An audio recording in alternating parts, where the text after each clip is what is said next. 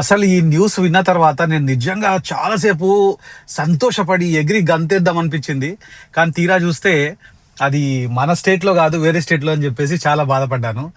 Matter ఏంటంటే ఆహ్, Tamil Nadu elections వస్తున్నాయి గదా! Assembly elections. State elections. ఆ ఎలక్షన్స్‌లో భాగంగా ఇప్పుడు ప్రెజెంట్ ఉన్న గవర్నమెంట్ ఏదైతే ఉందో అది ఒక రెవల్యూషనరీ డెసిషన్ తీసుకుంది.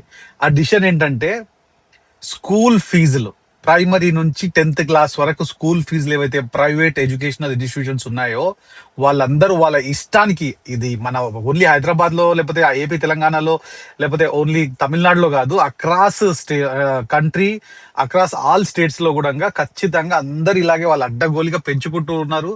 లక్షలు లక్షలు కేజీ ఎడ్యుకేషన్ నుంచి 10th క్లాస్ వరకు లక్షలు లక్షలు మనల్ని పిండి షుగర్ కేన్ జ్యూస్, అది ఎగ్జాక్ట్లీ చెప్పాలంటే చెరుకు రసం తీసినట్టు, చెరుకు గడను మిషన్ లో పెట్టి తీసినట్టు తీసి మరి మనతో పిండుకొని యూనిఫామ్లని, బుక్స్ అని, తర్వాత బ్యాగ్స్ అని, తర్వాత కల్చరల్ యాక్టివిటీస్ అని, ఆ ట్రిప్ అని, ఈ ట్రిప్ అని, through out the year LKG చదివే స్టూడెంట్స్ దగ్గర నుంచి 10th క్లాస్ వరకు అందరము అందరము ఎవ్రీబడి, పిల్లలు ఉన్న ప్రతి ఒక్క పేరెంట్ బాధపడుతున్నాడు కదా. అయితే ఆ తమిళనాడు గవర్నమెంట్ ఒక రెవల్యూషనరీ డిసిషన్ ఏం తీసుకుందంటే, ఇప్పటి నుంచి ఎవడి ఇష్టం వచ్చినట్టు వాడు ఫీజులు పెంచడానికి వీల్లేదు. ఇది అసెంబ్లీలో తీసుకున్న నిర్ణయం. చట్టపరమైన ఒక చట్టం చేశారు వాళ్ళు. సో వాళ్ళు స్కూల్ ఫీజులను రెగ్యులేట్ చేయబోతున్నారు. అండ్ ఆ రెగ్యులేషన్ వచ్చేసి కేజీ నుంచి, అంటే ఎడ్యుకేషన్ పరంగా ఏ క్లాస్ కి ఎంత పెట్టాలి అనేది వాళ్ళు డిసిషన్ తీసుకోబోతున్నారు. బట్ ఓవరాల్ గా ఏంటంటే, బాటమ్ లైన్ ఏంటంటే, మన దగ్గర ఉన్న సోది పంచాయతీ లాగా కాకుండా ఎట్టి పరిస్థితుల్లో ఎవరికి ఇష్టం వచ్చినట్టు వాడు జనాల దగ్గర ముక్కు పిండి డబ్బులు వసూలు చేయడం ఇప్పటి నుంచి కుదరదు తమిళనాడులో. ఆబ్వియస్లీ ఎలక్షన్స్ ముందు ఇట్లాంటి ట్రిక్స్, ఇట్లాంటి కొన్ని పల్స్, అంటే మిడిల్ క్లాస్ పల్స్ ఉంటుంది కదా, ఆ పల్స్ ని పట్టుకోవడానికి ట్రై చేస్తారు పొలిటికల్ పార్టీస్.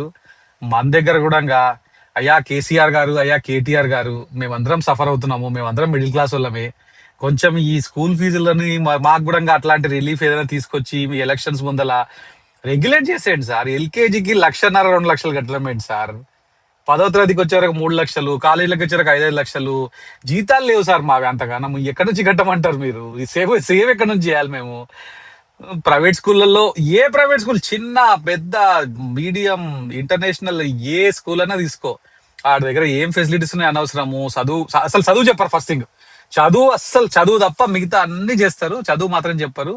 సాకలి చదువులు అంటారు చూడ, ఆ టైప్ లో ఏదో వర్షాకాలం చదువుల టైప్ లో తోసేస్తుంటారు. కానీ ఫీజు రెగ్యులేషన్ మాత్రం నిజంగా చాలా ఇంపార్టెంట్. మన దగ్గర కూడా ఎవరైనా చేస్తే బాగుండు. Let's wait and see. Thank you.